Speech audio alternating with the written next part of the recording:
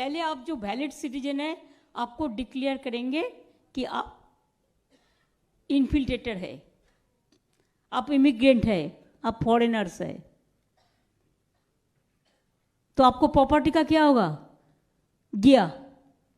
जो प्रॉपर्टी आपको किया इतना दिन करके, आपको स्टूडेंट घर में पढ़ता है, आपको माँ बहन काम करते हैं, आप लोगों ने खुद काम करते हैं, बिजनेस करते हैं, आपका एसेट बनाया है, पहले ये चला जाएगा, इसके बाद आपको डिटेंशन कैंप में ले जाएगा।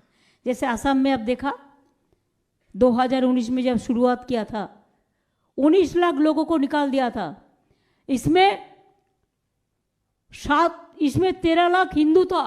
मैं बोला नहीं चलेगा, हमारे इधर में हम नहीं करने देगा, हम ऑल्टरनेटिव कार्ड बना देंगे, लेकिन हम जनता को हक छीनने नहीं देंगे। निश्चित रूप से ममता बंदोपाध्याय जानबूझकर वोट बैंक की राजनीति के लिए कुछ समुदायों को भड़काएगी, लेकिन हर हिंदुस्तानी जानता है कि नरेंद्र मोदी का ये निर्णय न्याय संगत है, ह्यूमन डिसीजन।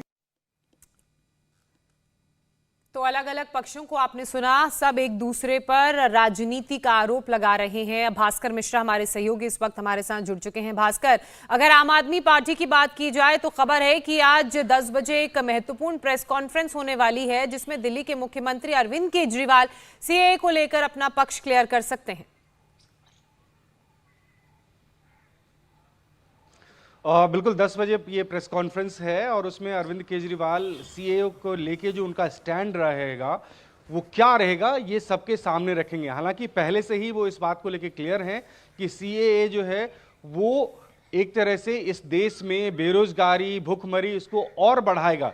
सीधे सीधे आम आदमी पार्टी के द्वारा ये नहीं कहा जा रहा है कि ये मुस्लिम विरोधी है, लेकिन इतना जरूर कह रहे हैं कि विदेशी नागरिकों को आप इस देश की नागरिकता दे रहे हैं, जबकि हमारे देश में पहले से ही बेरोजगारी है, पहले से ही बहुत सारे ऐसे लोग हैं जिनके पास जो बेसिक एमिनिटीज हैं वो नहीं है, उसके बावजूद भी जनसंख्या के ऊपर में दबाव डालने की कोशिश कर रहे हैं और इसके पीछे सीधा सीधा एक राजनीतिक मकसद है, अपना वोट बैंक बढ़ा रहे हैं आप।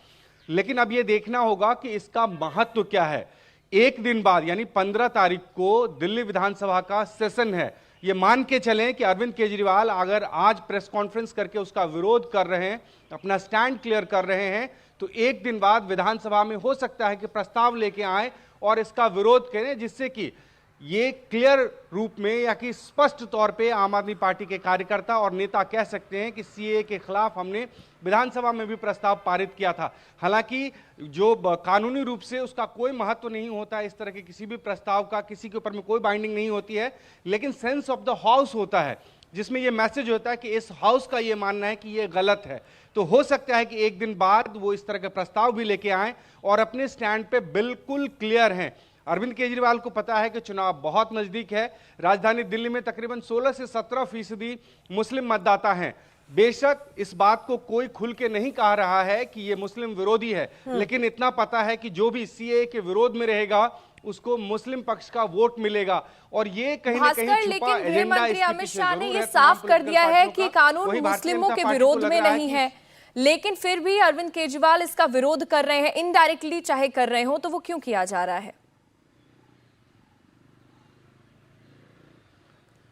और देखिए सीधा सीधा अरविंद केजरीवाल का शुरू से ही इस पे ये कहना है कि आप ऐसे लोगों को नागरिकता क्यों देना चाहते हैं हमारे देश की, जो कि दूसरे देश के रहने वाले हैं। हमारे देश में खुद ही संसाधनों की कमी है, हमारे देश में खुद ही बेरोजगारी लगातार बढ़ रही है, हमारे देश में लोगों को रोजगार नहीं मिल रहा है, और ऐसे में बाहर से जो लोग आए हैं उनको आप घर देंगे, उनके लिए तमाम सुविधाएं देंगे, और ऐसी सुविधाएं जिनका अभाव पहले से ही देश में है, तो ये उनके ऊपर में बर्डन है। यानी जो लोग इस देश के नागरिक हैं उनके ऊपर में बर्डन है, और ये बर्डन सिर्फ आप इसलिए दे रहे हैं, इससे आपका वोट बैंक का हित साधना चाहते हैं। तो ये सीधा सीधा पॉलिटिकल स्टैंड बताया जा रहा है आम आदमी पार्टी के द्वारा कि भारतीय जनता पार्टी ने चुनाव के नजरिए से ये किया है, और इसका दुष्परिणाम ये होगा कि जो लोग इस देश के रहने वाले हैं उसके ऊपर में, जो देश के संसाधन है उसके ऊपर में दबाव ज्यादा पड़ेगा। लेकिन दूसरा एक पक्ष ये है कि पूरे देश में जिस तरह से माहौल बनाने की कोशिश की जा रही है, बेशक धरने प्रदर्शन जो है कुछ राज्यों तक सीमित हो, लेकिन इसका असर मुस्लिम वोट बैंक पे पड़ेगा, ये हर कोई जानता है, हर पॉलिटिकल पार्टी जानता है। लिहाजा वो अपना स्टैंड क्लियर करना चाहता है चुनाव की घोषणा से और पहले यही कि कारण CAA है को भास्कर कि आज जो प्रेस क्या कॉन्फ्रेंस पक्ष आम रखता आदमी है? पार्टी कर रही है 10 बजे, उस पर हमारी नजर रहेगी। तब आपसे आगे भी अपडेट लेते रहेंगे। और जिस प्रस्ताव का आपने जिक्र किया 15 तारीख को जो आम आदमी पार्टी की तरफ से लाया जा सकता है, उस पर भी नजर रहेगी। और इसके अलावा 16 तारीख भी महत्वपूर्ण है, जब राउज एवेन्यू कोर्ट में अरविंद केजरीवाल ने फिजिकली प्रेजेंट होना है उस मामले को लेकर जिसमें ईडी ने उनके खिलाफ कई समन्स जारी किए थे। बहुत शुक्रिया आपका तमाम जानकारी के लिए।